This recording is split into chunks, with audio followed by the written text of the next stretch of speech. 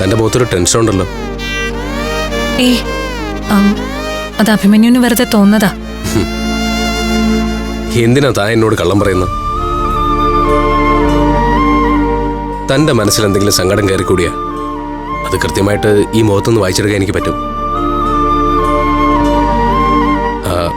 എന്നോട് ഷെയർ ചെയ്യാൻ പറ്റുന്ന കാര്യമാണെങ്കിൽ പറഞ്ഞാൽ മതി. ഇനി അതല്ല, ഞാൻ അറിയേണ്ടാത്ത കാര്യമാണെങ്കിൽ പറയണ്ട.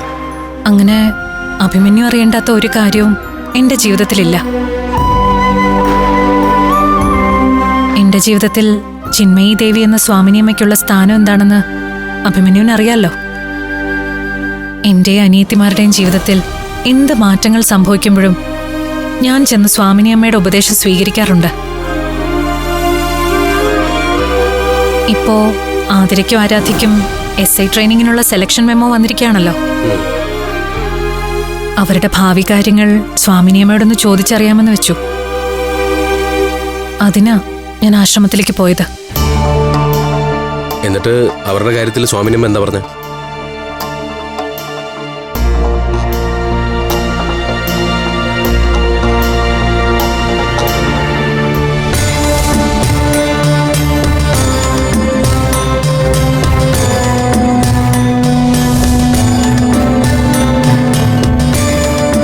ധ്യാനത്തിൽ ചില ദോഷങ്ങൾ തെളിഞ്ഞു കണ്ടായിരുന്നു.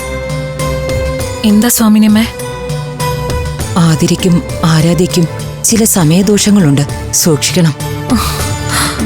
അയ്യോ, ഇരുവരും ഇരട്ടകളായതുകൊണ്ട് രണ്ടാളെയും അതൊരുപോലെ ബാധിക്കും. അതിൽ തന്നെ ജനന സമയത്തിൽ ചെറിയ വ്യത്യാസം ഉള്ളതുകൊണ്ട് ആരാധ്യയുടെ സമയമാണ് കൂടുതൽ മോശം. അവർക്കെന്തെങ്കിലും ആപത്ത്? ആരാധ്യയ്ക്ക് മരണത്തോളം എത്താവുന്ന അപകടങ്ങൾ വരെ ഉണ്ടായേക്കാം. ആതിരയ്ക്ക് മനസമാധാനക്കേടും അലച്ചിലുമാണ് കാണുന്നത്. ഈ പരീക്ഷണങ്ങളൊക്കെ ഇന്ന് തീരും എന്റെ ദൈവമേ. എല്ലാവരുടെയും ജീവിതങ്ങൾ ദൈവത്തിന്റെ പരീക്ഷണങ്ങൾ നിറഞ്ഞതാ മോളെ, ഒരു തരത്തിൽ അല്ലെങ്കിൽ മറ്റൊരു തരത്തിൽ. ഇതിനെന്തെങ്കിലും ഒരു പരിഹാരം അമ്മ തന്നെ പറഞ്ഞു തരണം. എന്റെ അനിയത്തിമാരെ രക്ഷിക്കണം. എന്റെ അനിയത്തിമാരെ എന്റെ ലോകം. അവർക്കാർക്കെങ്കിലും ഒരു പോറൽ പോലും ഏറ്റാ സഹിക്കാൻ പറ്റില്ല എനിക്കത്.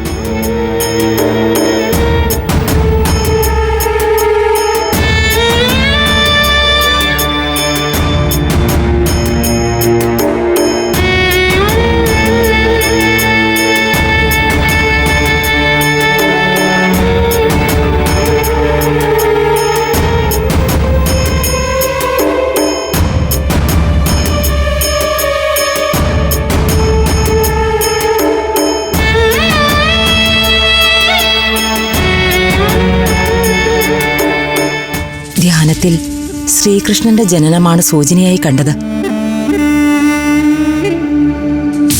എന്നുവച്ചാ പ്രശ്നങ്ങളിൽ നിന്നും രക്ഷിക്കാൻ ഭഗവാൻ കൃഷ്ണനെ പോലെ ഒരാളുണ്ടാകുമെന്ന് സാരം. പറ്റുന്ന ദിവസങ്ങളിലൊക്കെ ശ്രീകൃഷ്ണ ക്ഷേത്രത്തിൽ ചെന്ന് പ്രാർത്ഥിക്കാൻ ആരാധ്യയോടും ആതിരയോടും പറയണം. എല്ലാ ദിവസവും വിഷ്ണു സഹസ്രനാമം ജപിക്കുന്നതും ഗുണം ചെയ്യും.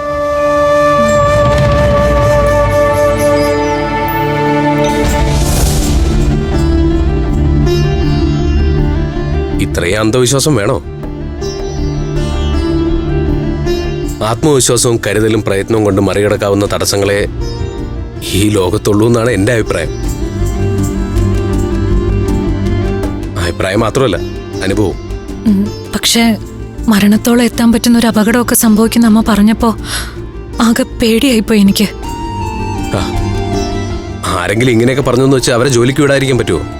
ഇല്ല, അതൊന്നും ഞാൻ തടയില്ല. പക്ഷേ സ്വാമിനിയമ്മ പറഞ്ഞതുപോലെ ശ്രീകൃഷ്ണ സ്വാമി ക്ഷേത്രത്തിൽ അവരുടെ പേരിൽ പൂജയും വഴിപാടും ഒക്കെ മുടങ്ങാതെ ചെയ്യണം.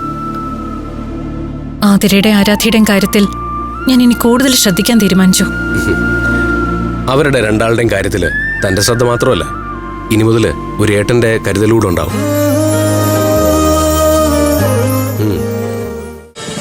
ഫ്ലവേഴ്സ് ഒരുക്കുന്ന കാഴ്ച വസന്തം യൂട്യൂബിൽ പ്രേക്ഷകർക്ക് ലൈവായി കാണാം.